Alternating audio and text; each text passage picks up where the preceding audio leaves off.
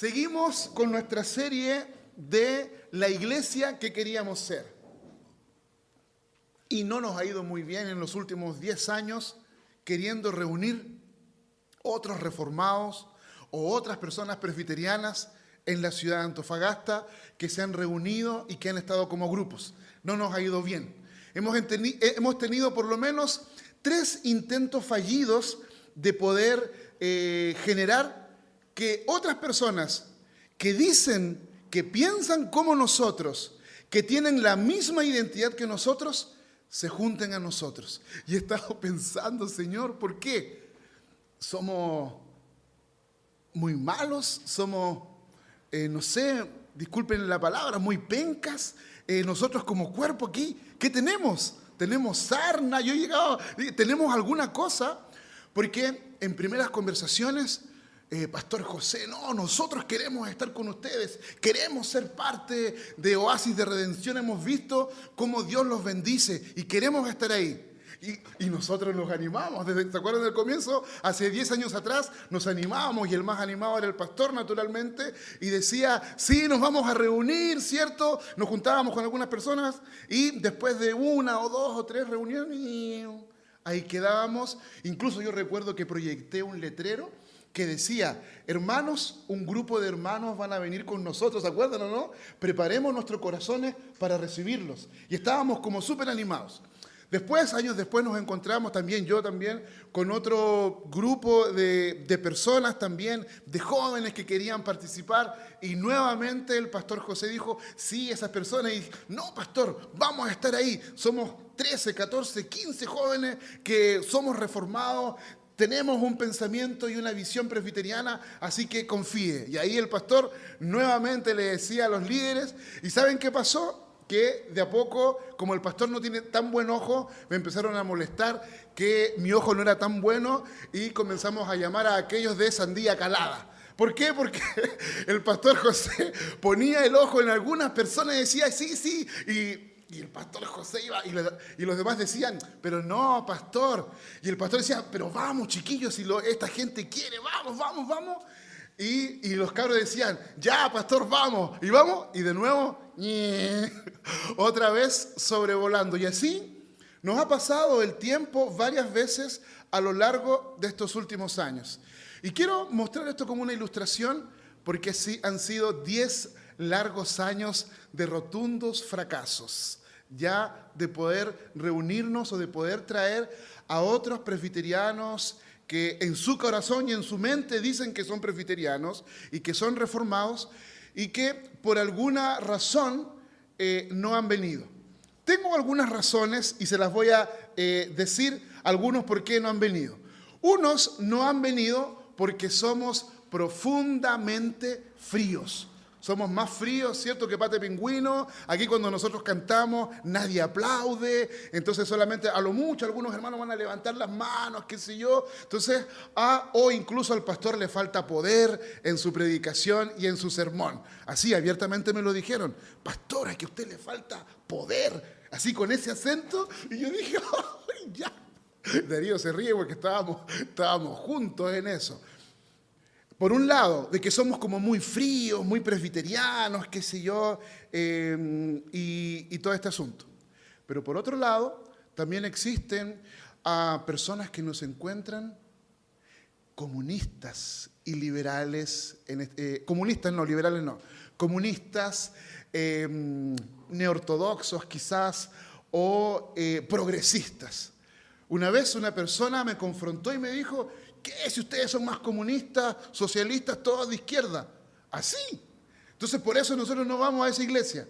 Y yo dije, Señor, ¿qué estoy predicando? ¿Qué estoy enseñando? Entonces, hay ideas religiosas por las cuales la gente no viene, pero también hay ideas ideológicas y políticas por las cuales algunos no se suman. Porque seguramente el pastor predica, ¿cierto?, los días domingos, el evangelio de la prosperidad o el evangelio de la liberación, a la teología de la liberación. Entonces, queridos, hemos tenido rotundos fracasos y estas son algunas de las razones por las cuales nosotros quizás no hemos conseguido amalgamar no hemos conseguido traer grupos de personas que ustedes también deben conocer, que ustedes también deben haberle dicho, oye, sí, qué sé yo, pero cuando llega la hora de los que hubo, podríamos decir, no se consigue. Una historia de 10 años de fracaso, en ese sentido. Y uno puede pensar, no somos los únicos presbiterianos, no somos los únicos reformados, creemos en el poder del Evangelio. Entonces la pregunta es, ¿por qué? ¿Por qué? ¿Por qué no hemos tenido una explosión en nuestro crecimiento y en nuestro desarrollo? ¿Por qué? Esa es una pregunta que nosotros tenemos que pensar en términos prácticos. La visión empresarial, que algunos de ustedes hemos conversado, me dirían, pastor, nosotros no hemos crecido porque ustedes no han tenido la suficiente visión estratégica para contratar músicos. No importa si son cristianos o no cristianos, pero tener una banda espectacular de música. Seguramente hemos fracasado en ese intento y no hemos tenido, ¿cierto?, un grupo, una banda ahí, así que seguramente la gente que le gusta venir por la música también no ha venido. Pero al mismo tiempo, queridos, en medio de todas estas situaciones que nosotros podemos pensar, ¿por qué no nos hemos expandido? ¿Por qué no hemos explotado en un crecimiento y en un desarrollo? Tiene que ver profundamente con nuestra identidad, que es lo que quiero trabajar el día de hoy. Tiene que ver profundamente con nuestra identidad. Decimos quiénes somos, pero no vivimos como decimos quiénes somos, de acuerdo a nuestra identidad. Decimos quiénes somos. Somos misionales, somos una iglesia contemporánea, somos una... Y yo mientras pensaba en este sermón, yo decía, Señor, por favor, amarra mi lengua para no hablar más allá de aquello que yo tengo que hablar. ¿Por qué? Porque creemos que tenemos una identidad. Creemos que tenemos una identidad. Y pareciera ser que el Evangelio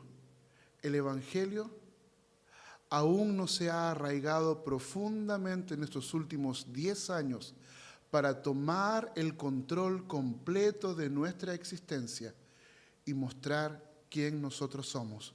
Por eso necesitamos, como decía Martín Lutero, martillarnos con el Evangelio todos los días, porque cuando me levanto en la mañana, mi identidad cambia. Cuando me levanto en la mañana, mi identidad no es la misma. Cuando me levanto en la mañana, si no me acerqué, si no me arrodillé, si no me postré delante del Señor, mi identidad va cambiando y va transformándose. Vamos, por favor, a buscar en nuestras Biblias Génesis capítulo 12, porque es la historia de los fracasos. ¿Ya? La historia de los fracasos. Todos ustedes que tengan su Biblia, por favor, busquen ahí Génesis capítulo 12. Y vamos a estar trabajando en Génesis del versículo 1 al versículo 3. ¿Ya? Voy a leer la palabra del Señor en la Nueva Versión Internacional. No, mejor voy a leer primero en la Reina Valera y después también voy a leer en la NBI. Reina Valera del 60 lo dice así. Pero Jehová había dicho a Abraham, vete de tu tierra y de tu parentela y de la casa de tu padre a la tierra que te mostraré. Y haré de ti una nación grande y te bendeciré y engrandeceré tu nombre y serás una bendición. Bendeciré a los que te bendijeren y a los que te maldijeren maldeciré. Y serán benditas en ti todas las familias de la tierra. ¿Qué dice la NBI? El Señor dijo a Abraham, deja tu tierra, tus parientes, la casa de tu padre, y ve a la tierra que te mostraré. Haré de ti una nación grande y te bendeciré. Haré famoso tu nombre y serás una bendición. Bendeciré a los que te bendigan y maldeciré a los que te maldigan. Por medio de ti serán bendecidas todas las familias de la tierra. Así es que imagínate, pon tu nombre, ¿ya? Y el Señor le dijo, ¿cierto?, a César. El Señor le dijo a Yair, no sé, a Joan, ¿cierto? A todos los chiquillos ahí, o cada uno de nosotros. Y el Señor te dice, deja tu tierra, deja la casa de tus papás, de tus parientes, y anda a la tierra que yo te voy a mostrar. ¿Y sabes lo que voy a hacer de ti? Una nación grande, voy a hacer tu nombre muy famoso y serás una bendición. Voy a bendecir a todos aquellos que aquí adelante hay lugares, no sé si están, ¿sí? Voy a bendecir a todos aquellos que te bendigan, pero, ¿cierto? Voy a maldecir a todos aquellos que te maldigan. Entonces, queridos, lo que nosotros vemos aquí es un espacio en el cual Dios le está dando una nueva identidad a esta persona que se llama Abraham. Dios le está dando una nueva identidad. Y en esta nueva identidad, nosotros tenemos que comprender y entender, queridos, que cuando nosotros nos encontramos en un espacio, ¿ya? Es que Abraham, en este caso Abraham, tiene que mirar en todas direcciones. Abraham tiene que mirar hacia atrás, quizás pensar de dónde proviene. Esto nos lleva a la creación. Abraham, ¿cierto?, tiene que mirar qué es lo que va a ocurrir con él, qué es lo que Dios está haciendo con él. Él está diciendo que será un nuevo pueblo, una nueva familia. Significa mirar hacia atrás, hacia el reino de Dios, pero también está invitando a Abraham a involucrarse hacia adelante. Y eso significa enfrentarse completamente con aquello que era su identidad. Y lo que era su identidad, las idolatrías de la cultura en aquel momento, ahora no serán amigos. De aquí en adelante, aquello que era su propia identidad, Abraham debe comprenderla como su enemigo, como su enemistad. Para poder comprender nuestra identidad, tenemos que mirar, uno, hacia atrás en nuestra historia, dos, hacia atrás en la historia del Señor, de lo que Dios ha hecho. ¿Cómo está mi historia? Pero también cómo está conformada la historia del Señor. Pero cuando llegamos a este nuevo espacio donde el Señor nos está otorgando una nueva identidad, el Señor te está diciendo, ya no eres más quien dices ser. Yo te otorgaré una nueva identidad. Deja y abandona todo aquel proyecto que has tenido hasta este momento. Deja y abandona todo aquel proyecto que has tenido hasta este momento. ¿Por qué? Porque en este minuto el pueblo escogido de Dios, en palabras de Dios a Abraham, Dios le está diciendo a Abraham, tú no existes para ti mismo. Ahora tú vas a existir para la gloria de Dios. Y de aquí en adelante, tú no vas a llevar a cabo tu misión, el proyecto de tu vida. De aquí en adelante, tu identidad será llevar a cabo la misión de Dios. Y en la misión que Dios tiene para ti, tú serás un instrumento para bendecir a aquellos en quienes Dios está orientando su misión y su visión. Por lo tanto, son escogidos por Dios en este espacio para jugar un papel importantísimo en la historia que Dios está escribiendo. Y la identidad de Abraham es una identidad en la cual Dios lo ha sacado de ese espacio para que él sea un instrumento de transformación en la vida de numerosas personas. No para glorificarse a sí mismo, sino para comenzar a glorificar a Dios, ir en la dirección de la restauración de todas las cosas y glorificar a Dios mismo. Por lo tanto, el pueblo de Dios tiene una mirada en dos frentes, como estamos diciendo. Tienen la mirada puesta en Dios, pero también tienen la mirada puesta en el mundo. Ambas miradas son importantes y Abraham se encuentra en esta encrucijada. Una mirada al Dios Todopoderoso, a aquel que lo está llamando, pero también aquella mirada al mundo al cual Dios quiere bendecir. Ambos mundos son necesarios. Ambas miradas son necesarias. Pero no tomar en cuenta uno de estos dos eventos, no tomar en cuenta una de estas dos miradas, va a distorsionar la identidad del pueblo de Dios. Va a distorsionar la mirada o va a distorsionar la identidad del pueblo de Dios. ¿Por qué? Porque la comunidad que el Señor está llamando, la comunidad que Dios está creando, es el lugar donde Dios comienza su obra de restauración. Es el canal por donde Dios quiere enviar su bendición, su salvación a todos los pueblos para su propia gloria. Entonces, si Jesucristo, el Dios encarnado, quiere llevar bendición a las personas en la ciudad de Antofagasta, su gloria se debe manifestar en primer lugar aquí, en este lugar. Dios no va a derramar su gloria allá afuera si su gloria no está siendo derramada en este espacio. Y muchas veces nosotros vivimos como si la gloria de Dios no existiese y lo que existe es nuestra propia gloria. Nuestra propia gloria. Y por eso este sermón lo he titulado El rotundo fracaso y los rotundos fracasos.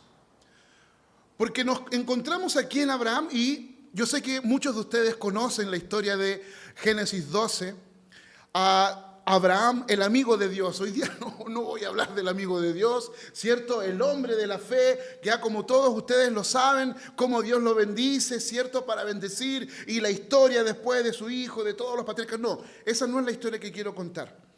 Quiero contar lo que Dios le está diciendo a Abraham. Haré de ti una nación grande. Pero este pueblo que inicia en este espacio es un rotundo fracaso tras fracaso, fracaso tras fracaso, fracaso tras fracaso. Abraham tenía una mirada, aunque él no lo sabía, no lo conocía. Como dice Hebreos capítulo 11, él estaba pensando en Cristo, él estaba pensando, ¿cierto?, en la perfección, en la obra que Cristo estaría haciendo. Pero la vida y la identidad de este pueblo es fracaso tras fracaso, fracaso tras fracaso. ¿Por qué? Porque dejamos en un lado o de mirar la historia, de mirar hacia atrás y de mirar la obra de Dios, o en segundo lugar, dejamos de mirar hacia adelante, hacia el mundo, hacia aquello que el Señor quiere hacer. Entonces, caminen conmigo y veamos algunas cosas por las cuales nosotros vemos estos fracasos en estas dos visiones o en estos dos focos, podríamos decir. ¿Ya? Tenemos nosotros acá el mismo Abraham. Ya partamos con Abraham. El primer fracaso en la misión. Abraham, ¿qué tiene que hacer? Abraham tiene que confiar en el Señor, que Dios le ha dado una promesa, que Dios va a transformar su historia y que de él vendrán naciones, bendiciones, que serán como la arena del mar, como las estrellas en el cielo. Pero mi socio tiene 100 años, está anciano y está viejito. Abraham, ¿qué hace? Mira su contexto.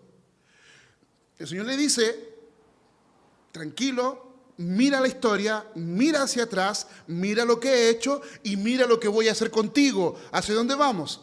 ¿Qué hace Abraham? Mira su contexto y se mira a sí mismo. ¿Y qué dice? 100 años, Señor.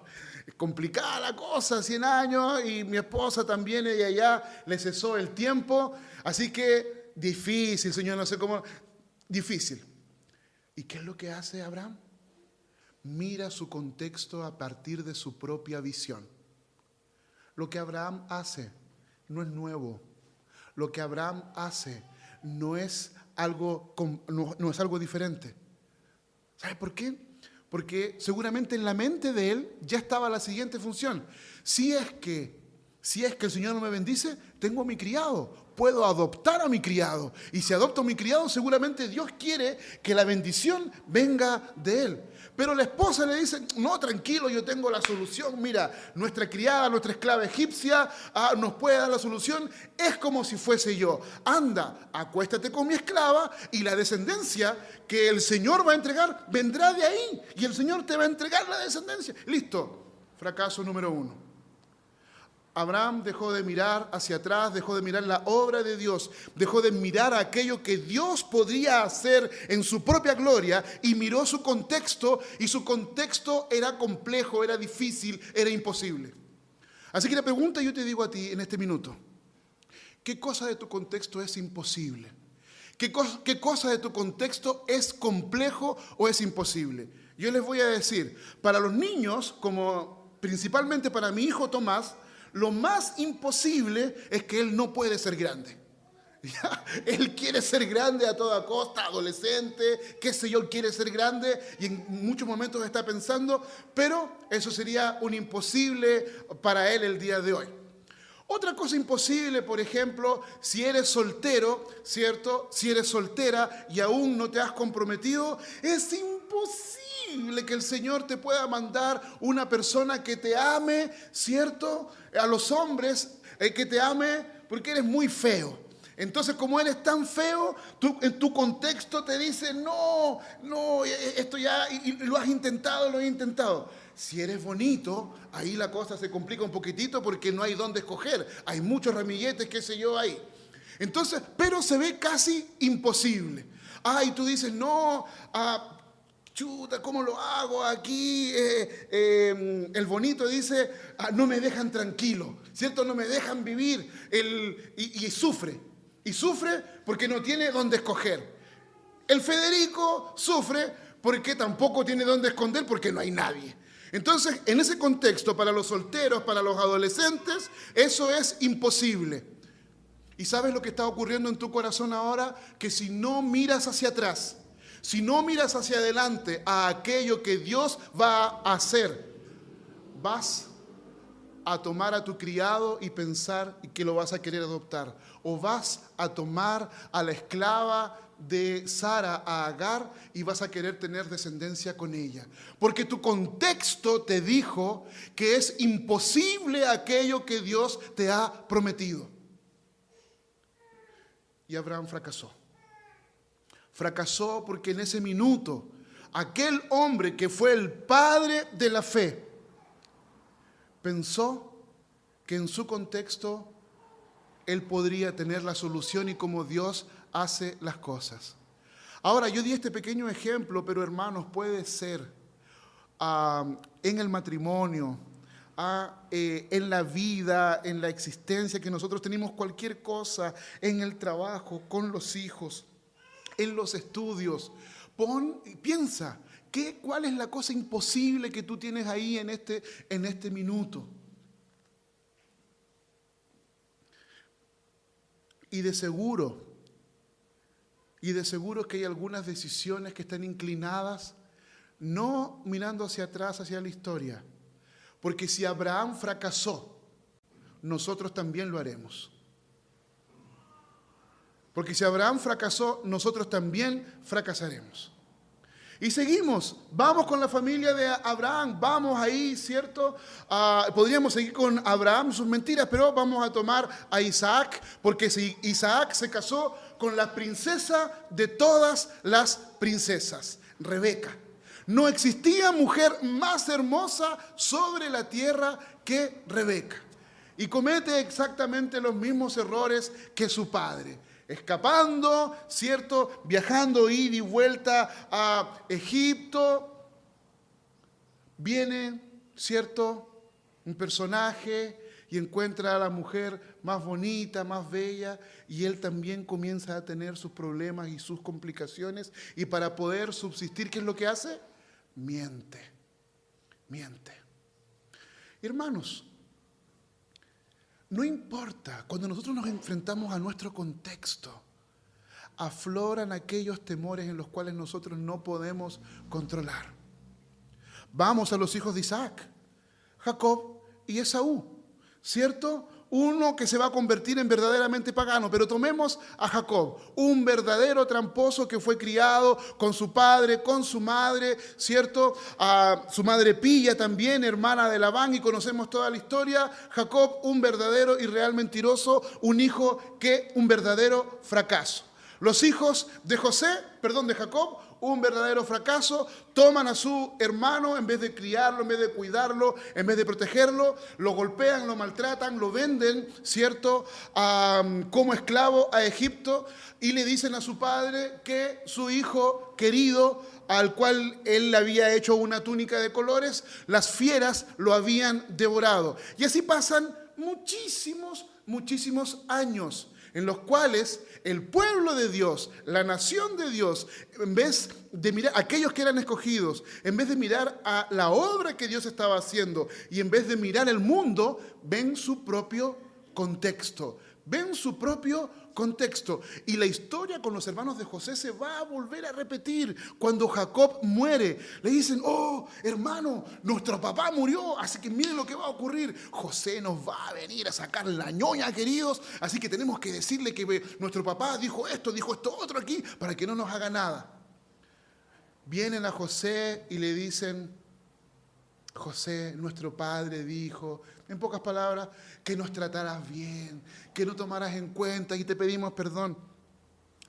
Y en ese sentido ellos continúan viendo, ¿qué cosa? El contexto en el cual ellos están involucrados, en el contexto en el cual ellos están. Y vamos ahí a ver después la historia del pueblo de Dios, desde Moisés, sus fracasos, el pueblo de Israel intentando seguir a Dios y fracasando, fracaso tras fracaso.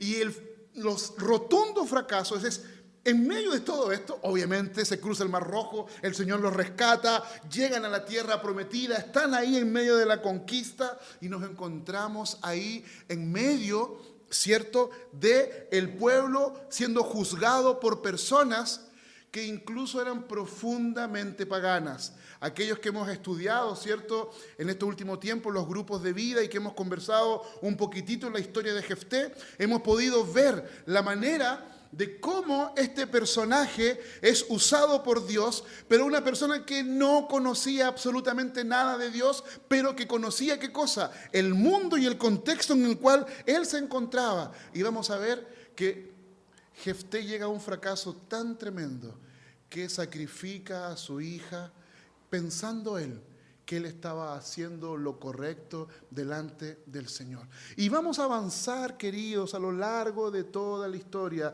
el Señor levantando hombres y mujeres para proclamar su historia. Y todos estos hombres y todas estas mujeres fueron: deja de fracasar, o intenta seguir a tu Señor para que no fracases. Y a lo largo llegamos a Jesucristo, el Dios encarnado, donde Israel ha fracasado de tal manera que incluso se llegan a olvidar que ellos han sido esclavos. Entonces, nuestro contexto nos hace olvidar nuestros fracasos. Nuestro contexto, cuando nosotros nos inclinamos a hacer y perdemos la identidad de lo que Dios está haciendo, de lo que Dios hizo y de la mirada al frente hacia el mundo al cual Dios nos está enviando, lo que ocurre es que nosotros nos olvidamos de nuestros fracasos y comenzamos y continuamos seguido en esto. Entonces, ¿cómo nosotros salimos? ¿Cómo nosotros salimos de este ciclo de fracasos rotundos? ¿Cómo salimos en medio de esta situación en la cual Dios está hablando, esta promesa que Dios le hace, ¿cierto?, a Abraham de ser bendición para muchas otras personas? Y esta bendición se va a volver un eje central a lo largo del Antiguo Testamento. Ya en Génesis, ustedes pueden estudiar Génesis capítulo 15, Génesis capítulo 17, Génesis capítulo 18, pero van a ver que es una complejidad a tratar muchas veces de entender el corazón humano que se inclina siempre al mal. Pero, queridos, en este contexto entonces, ¿de dónde fue que el Señor sacó a Abraham? Por lo tanto, aquí en Génesis, en los versículos 2 y 3, podríamos nosotros estudiar Génesis del 1 al 11 para poder comprender el contexto de esta promesa. Y Dios muestra ya que Dios tiene una misión. ¿Y cuál es la misión de Dios? Génesis 3:15, restaurar toda la creación. Restaurar absolutamente todas las cosas. Por lo tanto, para que tú y yo podamos comprender esta visión, tenemos que entender que Dios no quiere restaurarte a ti. Dios quiere restaurar su pueblo. Y es por eso que nosotros tenemos un conflicto entre lo que ha ocurrido,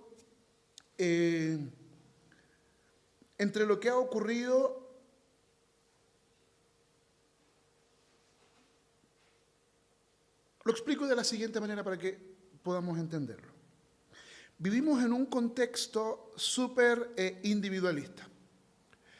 El calvinismo, como filosofía, le ha dado al individuo el lugar que merece, que es el lugar que la Escritura habla.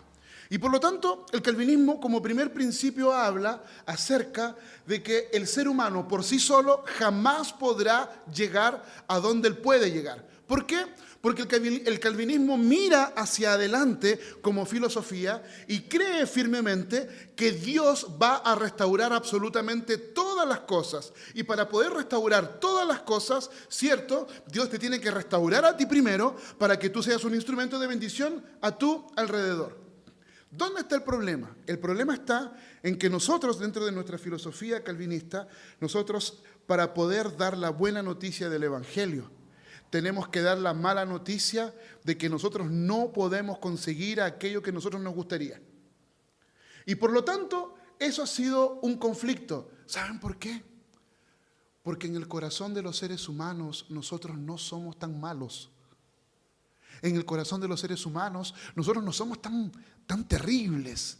Nosotros no somos tan depravados, ¿cierto? En el concepto de que todo ha sido alcanzado por el pecado, no de que todos sean depravados psicológicamente. No, todas las áreas del ser humano han sido alcanzadas por el pecado. Pero ¿qué ha ocurrido? Aunque nosotros no lo queramos, y aquí es un poquitito de historia para que nosotros podamos comprender. Resulta que hubo una época que se llamó la Edad Media. Y la Edad Media tuvo una riqueza profunda en lo que se llamó la teología escolástica.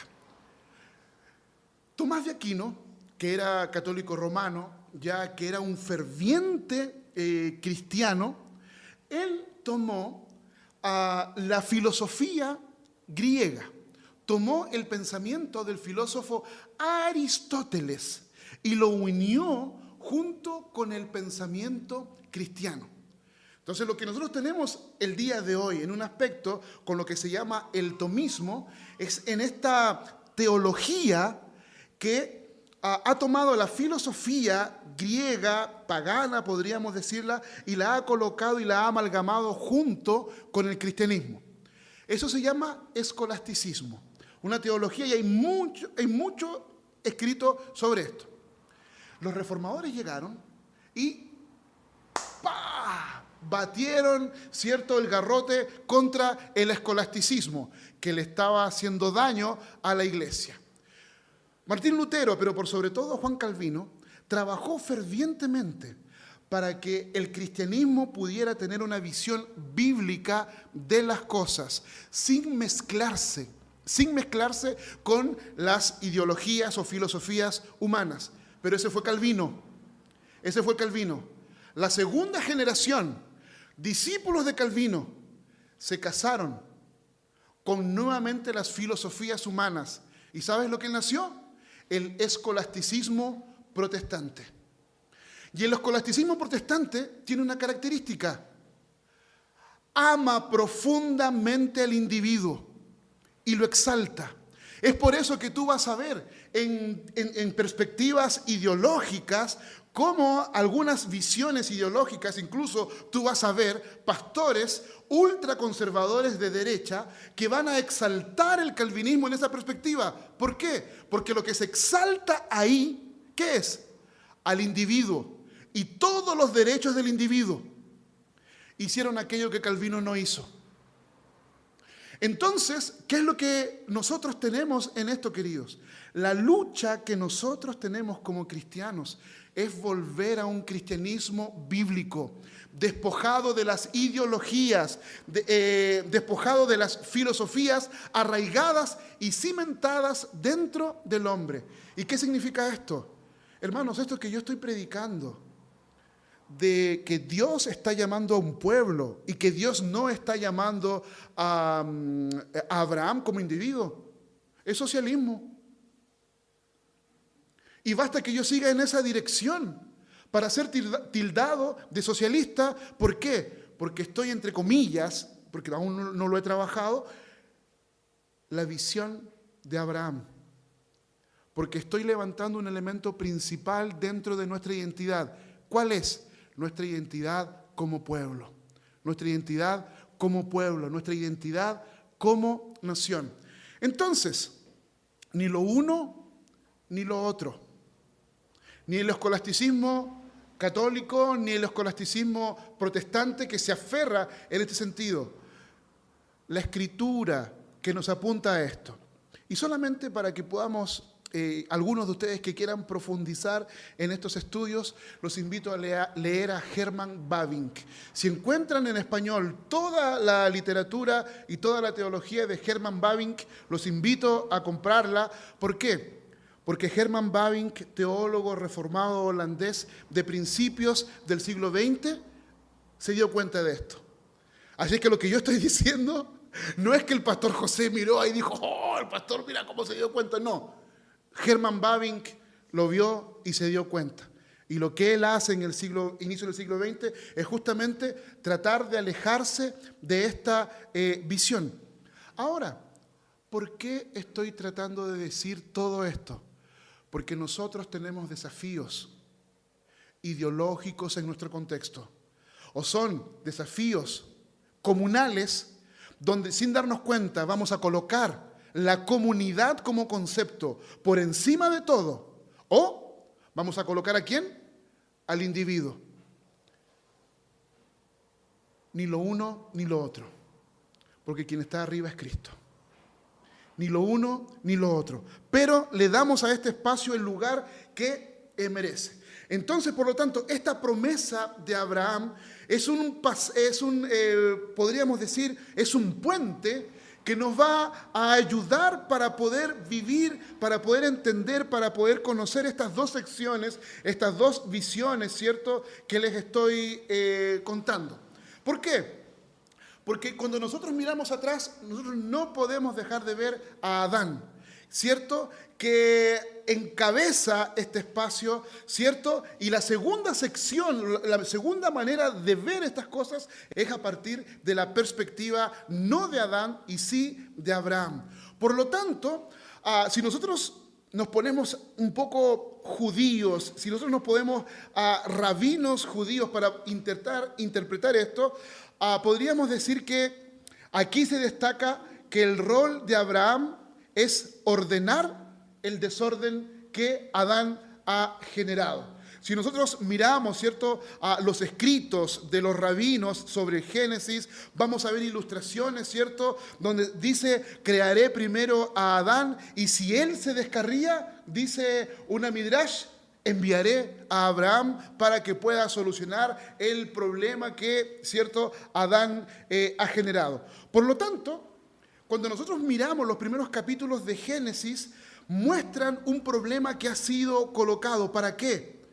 Para que Abraham pueda hacer esta llave, esta solución, esta nueva apertura frente a un gran problema que ha sido colocado. ¿Cuál es el problema que ha sido colocado? El ser humano alejándose y desconectándose del Dios creador. Y por lo tanto, Abraham, ¿cierto?, es el inicio de esta nueva redención y pone hacia atrás esta historia primitiva de Adán, de los primeros, ¿cierto?, padres primitivos del pueblo de Dios, y le da inicio para poder dar una respuesta al gran problema que la humanidad estaba teniendo. Entonces, este Génesis del 1 al 11 es como Dios, ¿cierto?, da estas características. Pero entonces, queridos, ¿qué es lo relevante de esto que nosotros estamos pensando y meditando? La elección. La elección. El texto de Génesis no comienza con Abraham hablando. El texto de Génesis 12 comienza con Dios abriendo el espacio. Y Dios dijo. En términos prácticos, esos 3 versículos podrían ser: ustedes son escogidos para bendecir a todas las naciones. Dios escoge a este pueblo, Dios escoge a esta nueva nación, podríamos decir. Vete de tu casa, vete de tu tierra, vete de tu parentela, yo te haré una gran nación. Voy a engrandecer tu nombre, voy a bendecir a los que te bendigan y maldeciré a todos aquellos que te maldigan, y en ti serán benditas todas las naciones de la tierra. Nosotros no podemos no exagerar Génesis 12 del 1 al 3, porque es esta bisagra que nos catapulta hacia el frente, que nos catapulta en nuestra identidad de poder entender el tipo de iglesia que nosotros queremos ser. ¿Cuál es el tipo de iglesia que queremos ser? El pueblo de Dios está aquí. El pueblo de Dios, en Génesis 2 estamos hablando, el pueblo de Dios está aquí, ¿cierto? Ha sido escogido para bendecir al mundo. Y esto nos muestra un claro contraste con lo que está ocurriendo atrás de Génesis 12 hasta Génesis 11, donde vemos las naciones dispersas, naciones que están alejadas de Dios y que en términos prácticos han merecido todo el juicio de Dios, sobre todo Génesis 10 y Génesis 11. Dios escoge a Abraham para que la gracia, la bendición depositada en él, en el pueblo, recaiga sobre todas las naciones de la tierra, incluso aquellas naciones de las cuales el Señor está apartando a Abraham. La elección de uno, dice Michael Gohin, tiene por finalidad la salvación de todos. La elección de uno tiene por finalidad la salvación de todos. Y esto es muy significativo, porque pensar en la historia de Abraham desde este principio estuvo orientada para la restauración de todos los pueblos, para la restauración del mundo. Por lo tanto, aquí no estamos hablando de universalismo. Partamos por eso, donde estamos diciendo de que el pastor está diciendo de que toda la gente se va a salvar. No, no estamos diciendo. Estamos diciendo que el propósito del Señor es restaurar todas las cosas, todo aquello que había sido maltrecho. Entonces, ya que he martillado tanto sobre esto y estamos en esta perspectiva, vamos sobre algunas aplicaciones. No estamos aquí para solucionar nuestros problemas. No estamos aquí para que el Señor sane nuestras enfermedades. No estamos aquí, ¿cierto?, para que el Señor, entre comillas, solamente nos libere las cadenas. Estamos aquí para que Él sane y cure nuestras enfermedades, para hacer bendición en el mundo en el cual nos ha colocado. Estamos aquí para que Él nos libere de las cadenas de la esclavitud, para que vayamos corriendo y podamos decirle a otros presos, a otros encadenados, que en Jesucristo, el Dios encarnado, hay libertad. No estamos aquí para que nuestros problemas sean solucionados por sí. Estamos aquí para que mientras vamos encaminados en la misión de Jesucristo, el Dios encarnado, Él soluciona nuestros problemas, nos sana de nuestras enfermedades, para ir y dar aviso de que la restauración, de que el reino de Dios se ha inaugurado en la persona de Jesús. Hermanos, nuestro contexto, como lo vimos en Abraham, es: Dios te va a bendecir, Dios te va a solucionar tus problemas, Dios te va a sacar de aquí, Dios te va a sacar de allá, Dios te va a hacer esto, Dios te va a hacer esto otro. Dios tiene un propósito: restaurar. Dios tiene un propósito: su gloria. Y Él te va a usar para la restauración que Él está haciendo. Él te va a restaurar para la transformación de aquellos que están a tu alrededor. No estoy hablando de convertirnos en el amigo canuto del trabajo, que estoy incansablemente canuteando de tal manera que las personas se cansan. A lo largo de estos últimos 10 años, me he encontrado con numerosas personas en la ciudad de Antofagasta, con jefes, con compañeros de trabajo, con muchas personas donde siempre hay una persona que dice que es cristiana y que los quiere convertir a todos, no en discípulos de Cristo, y sí quiere convertirlos en personas que adoptan una religión, que adoptan ciertas maneras. Efectivamente, estamos en batalla. Efectivamente, estamos aquí en este encuentro, en la encrucijada entre la cultura, la filosofía cristiana, que es la verdad, y la filosofía, ¿cierto?, del mundo. Que en ese encuentro es un choque. Y en ese choque nos encontramos. En ese choque te encuentras en la mañana, cuando sales al trabajo, te encuentras con tu familia que no conoce al Señor. En ese choque te encuentras con tus parientes, con tus amigos, con todos aquellos que no conocen. Nosotros batallamos culturalmente a cada momento. Nosotros batallamos culturalmente. Y si nosotros miramos nuestro contexto y dejamos de mirar el contexto de lo que Dios nos ha dado, vamos a estar nuevamente fracasando y fracasando, fracasando y fracasando.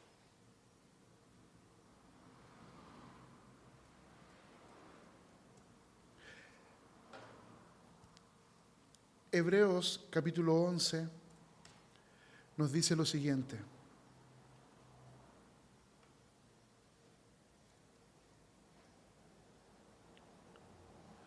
por la fe Moisés, ya adulto, renunció a ser llamado, versículo 24, si tienes tu Biblia ahí en adelante.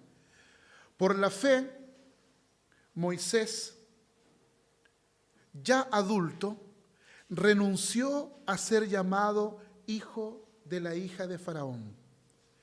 Prefirió ser maltratado con el pueblo de Dios a disfrutar de los efímeros placeres del pecado.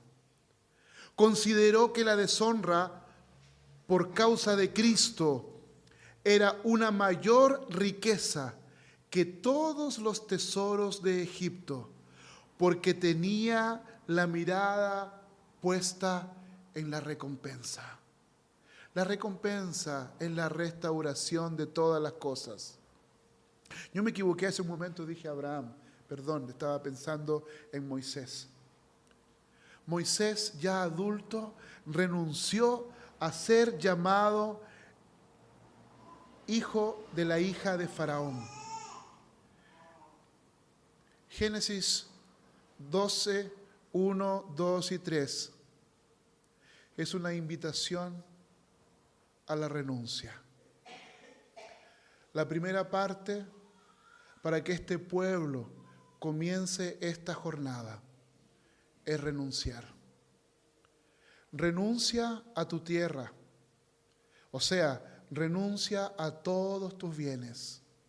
Renuncia a tu parentela, renuncia a tu familia, renuncia a toda tu historia por causa de mí. Por la fe Moisés, ya adulto, renunció a ser llamado hijo de la hija de Faraón. Y Abraham tuvo que no solamente renunciar a todo esto, tuvo que renunciar también a su hijo, al hijo que Dios ya le había dado, que era el hijo de la promesa. Y el Señor, a diferencia, ¿cierto?, de Jefté, el Señor le pide a Isaac. O sea, el Señor no se está con juegos. El Señor no quiere una parte de ti. El Señor no quiere una sobra. El Señor no quiere un rinconcito. El Señor no quiere esta parte del día domingo. No quiere esta parte de tu trabajo. No, Él no quiere tu ayudita. Él no quiere tu ayudita. Él te quiere completo. Pero Él quiere tu renuncia total. Tu renuncia total. Y en la medida que nosotros renunciemos totalmente, la identidad como pueblo de Dios se hará cargo de aquello que nosotros somos realmente.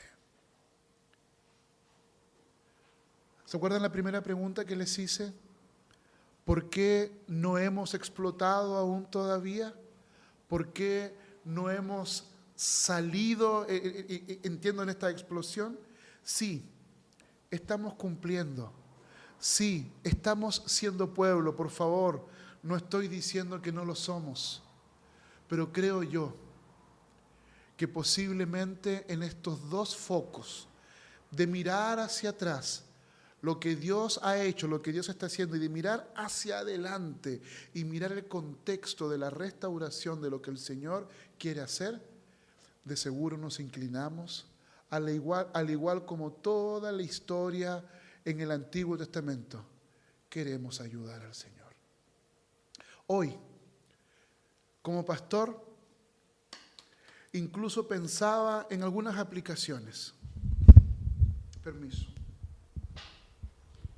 Y siento yo que el Señor, me voy a mover, Víctor, siento yo que el Señor ha sido tan bondadoso. Mirando, primero, hace 10 años ya utilizábamos esto, así que están de cumpleaños también nuestra pancarta, 10 años ya de esta familia feliz que demuestra cuánta felicidad hay en Oasis de Redención. Nos reímos ya a esta altura, ¿cierto?, de esto, o de nuestro logo. Pero, ¿saben qué he pensado? Que a veces se nos pueden subir los humos a la cabeza. Estamos restaurando el templo por la gracia del Señor. El Señor nos dio este espacio, pero hace exactamente 10 años las paredes que teníamos allá en Avenida Argentina con Condel aproximadamente era como de este color, donde habían grietas como de esta manera.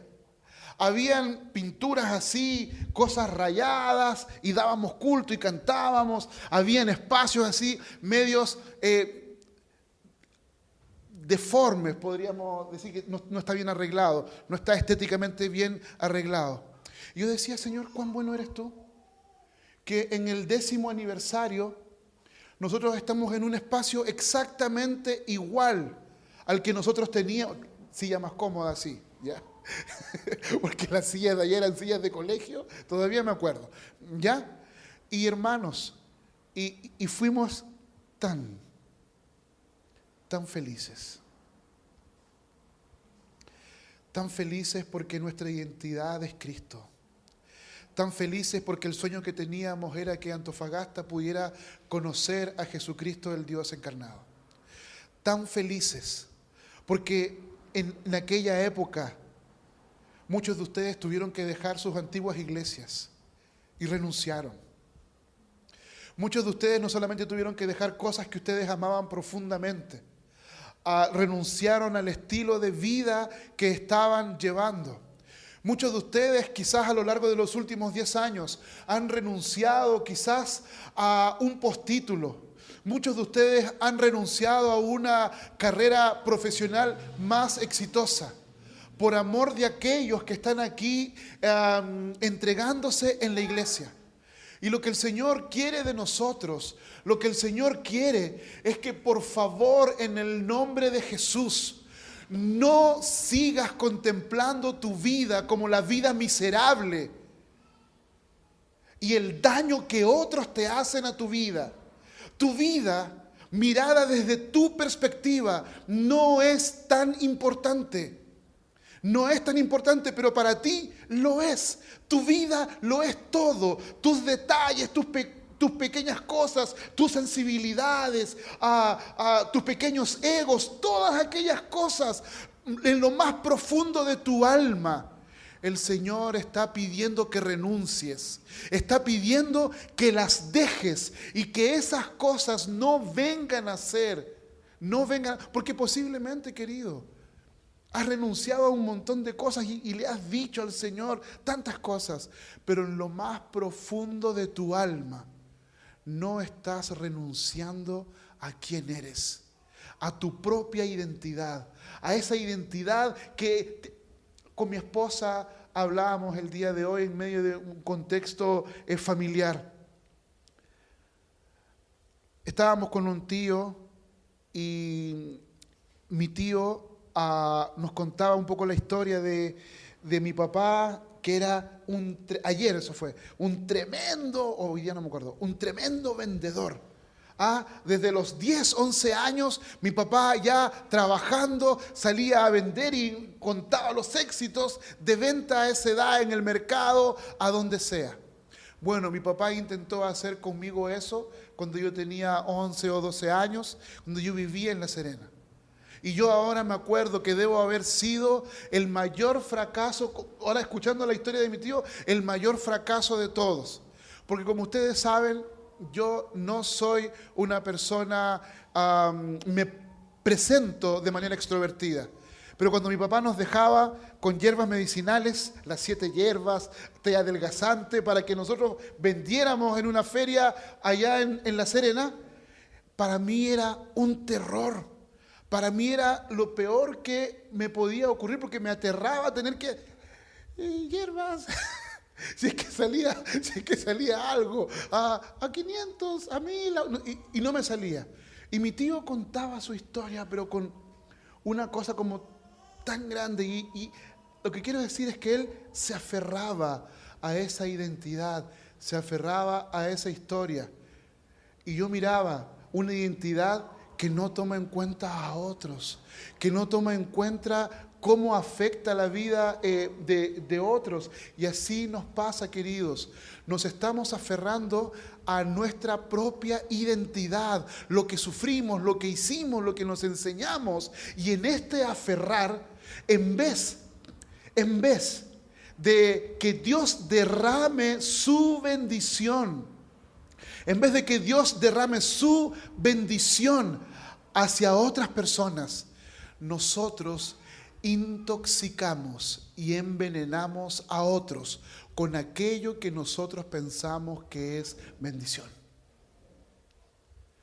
Hermanos, no hay una opción. Génesis 12, del 1 al 13 es bendición y maldición. No hay término medio. Yo me lo digo a mí y lo digo a ustedes. Si nosotros no estamos bendiciendo en nuestra identidad más profunda como pueblo de Dios, estamos maldiciendo. No existe opción neutra. No existe opción neutra. Porque tú fuiste separado por Dios para ser bendición. Estas filosofías humanas, contextuales, te hacen creer, me hacen creer que si nosotros estamos quietitos, como decía Ricardo Arjona, ¿cierto, Maylin? Que aquí no es bueno el que te ayuda. Arjona decía, es bueno quien no te molesta, es bueno quien no te hace ninguna cosa, pero eso es profundamente anticristiano. Porque los cristianos en nuestra identidad fuimos convocados, llamados para bendecir. Y si tu vida no es una vida de bendición, déjame decirte, hay que buscar al Señor para que nuestra vida no sea un instrumento de maldición a otros. Y aquí no estoy hablando de nuestra moralidad. Aquí no estoy hablando de la cosa superficial. Estoy hablando en lo más profundo de nuestra alma. Aquí no estoy hablando de transformarte en el cristiano que no peca. No, es en el cristiano que se arrepiente y reconoce, como Abraham, que se equivocó, como Moisés, que pudo salir de aquel espacio para que Dios lo bendijera. Esa es la historia que soñamos hace 10 años con Oasis de Redención. Es la historia de un pueblo que renuncia. Es la historia de un pueblo que acude al llamado de Dios pensando en la restauración de todas las cosas. Queridos, si el Señor te ha hablado, nos quedan muchos años más para ir juntos en esa dirección. Y quiero decirte lo siguiente. La mies es mucha, los obreros son pocos. La mies es mucha, los obreros son pocos. Y nosotros necesitamos que el Señor siga haciendo su obra, mucho más de lo que tú te imaginas, mucho más.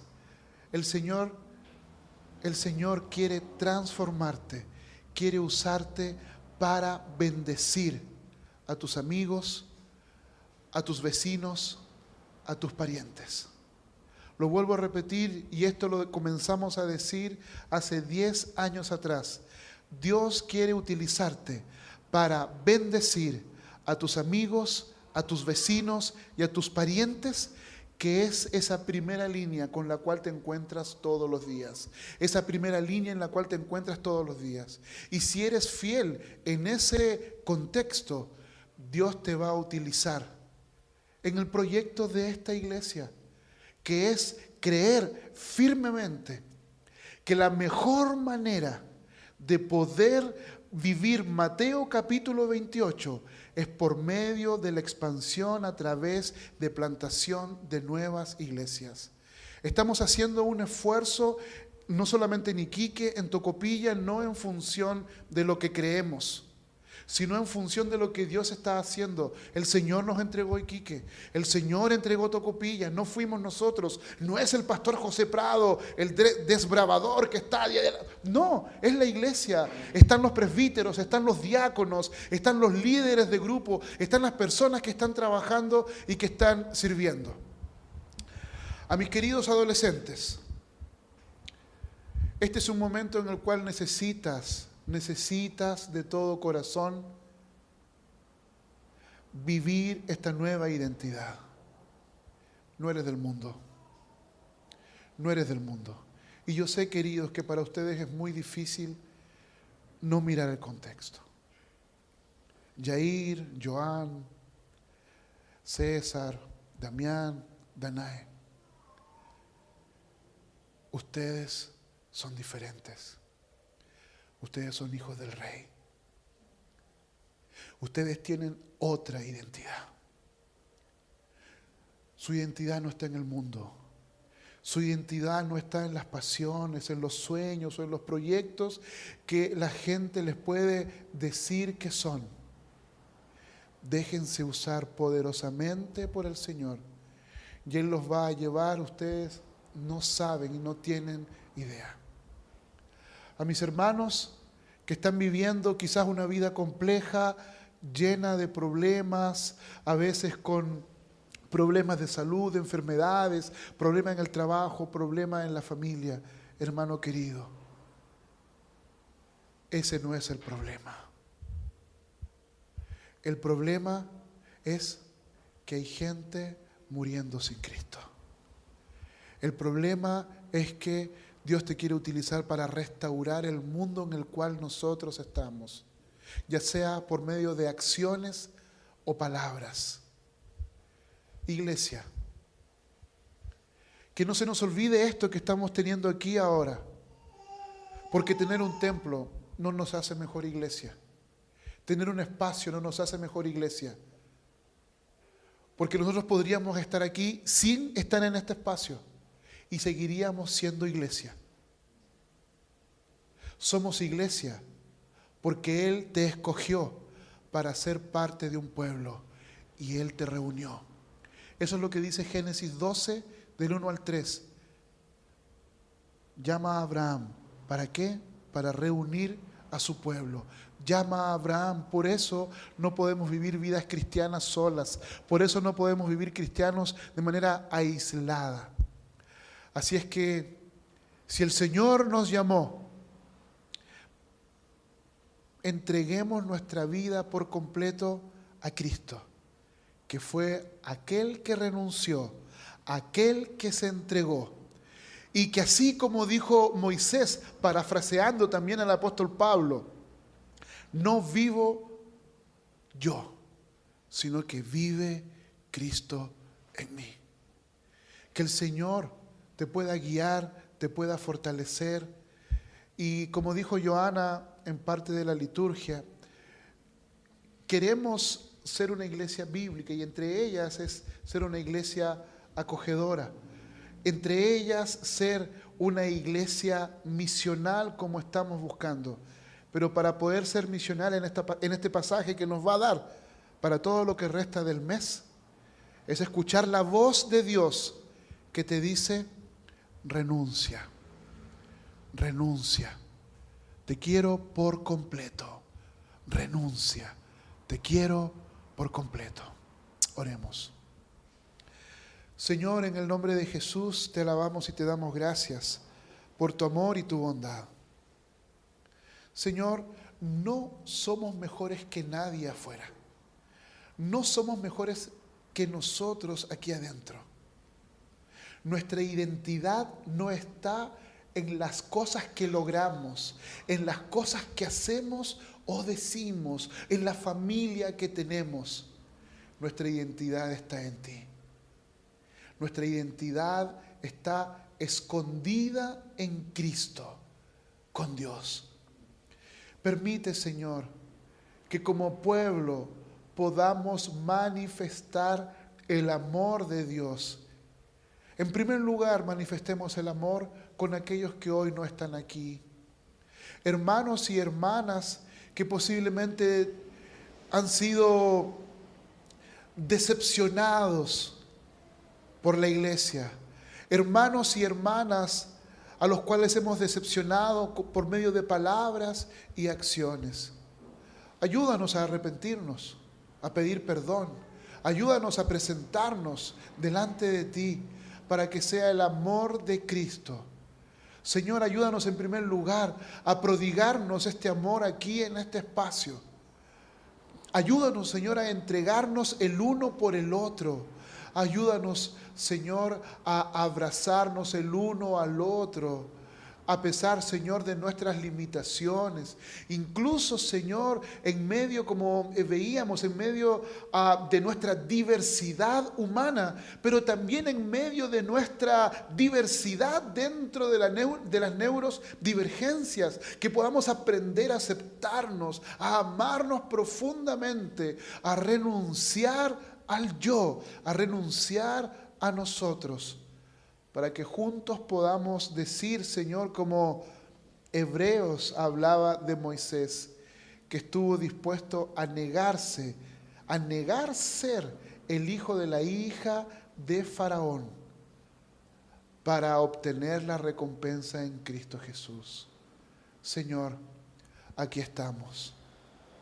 Señor, estamos desposeídos en Iquique. Solamente tenemos, Señor, este espacio de grupo de vida que tenemos, Señor, junto a Vinca. Estamos desposeídos, Señor, en función de las familias que teníamos y que ya no están. Y es por eso que oramos con todo nuestro corazón, para que nos ayudes a permanecer fieles. Te pedimos perdón, Señor, si no nos hemos entregado por completo, si no hemos renunciado, Señor, para poder servirte mucho más en Iquique. Ayúdanos, Señor, en el nombre de Jesús. Ayúdanos, Señor, en el nombre de Jesús, si de alguna manera no hemos cuidado, Señor, a los hermanos de Tocopilla como deberíamos cuidarlo. Ayúdanos, Señor, si hay algo que deberíamos hacer. Ayúdanos, Señor, a expandirnos, expandiendo el corazón para abrazar a otros. Pero ayúdanos también, Señor, a ser libres de todo prejuicio, a ser libres de todo peso, de toda culpa que tú no estás poniendo en nosotros, para acudir, Señor, con fidelidad en el trabajo. Señor, este mes vamos a tener recepción de nuevos miembros, hermanos y hermanas, Señor, que van a hacerse miembros de esta comunidad. Yo te ruego en el nombre de Jesús que ellos no estén llegando, Señor, a una comunidad, Señor, como un club deportivo, como un club social.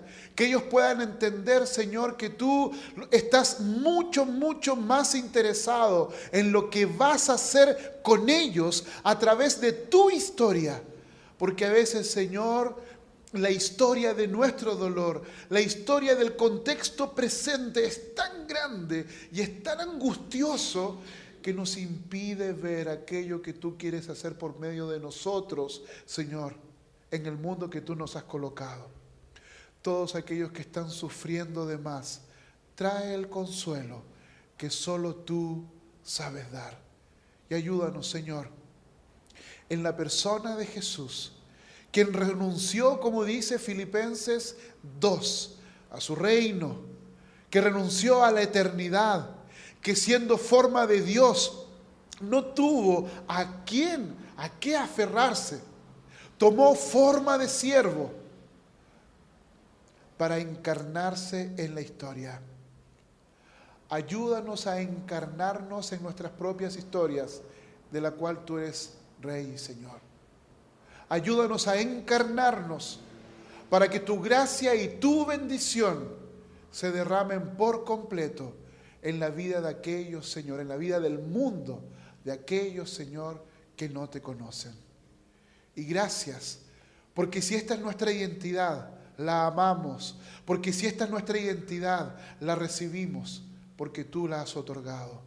Y te pido en el nombre de Jesús que todos aquellos que se están incorporando a esta iglesia podamos caminar juntos en esta dirección.